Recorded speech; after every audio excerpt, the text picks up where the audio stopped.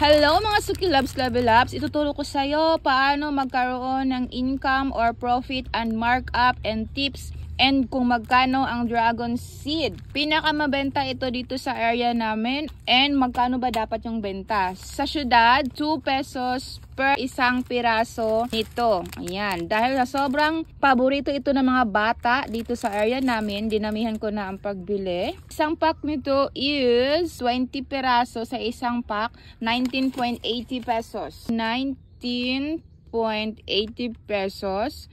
Ang laman niya is 20 piraso. Divide mo lang ng 20. Puhunan mo is 0.99. So, hindi mo siya pwedeng ibenta ng piso per isa. Gawin natin.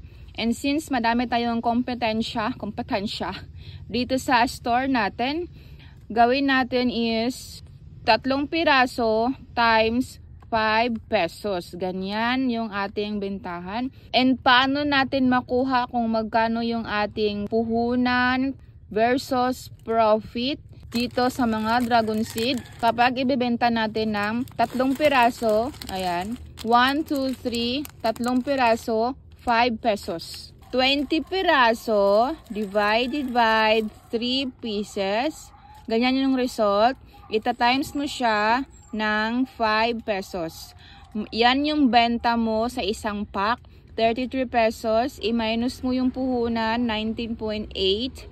And yan yung pinaka tubo mo or profit. Sa isang pack, meron kang 14 pesos na tubo. And kapag meron namang bumili na isang piraso lang, ang benta mo is 2 pesos. So more or less, ito yung pinaka tubo mo talaga. 13 pesos and above. Kasi nga, may bumibili ng tigi isang piraso lang. Pag isang piraso, ang benta mo is 2 pesos only. Okay, follow, like, share, and subscribe in my YouTube channel. Please no skip ads, Marilyn Sila YouTube channel. Bye-bye!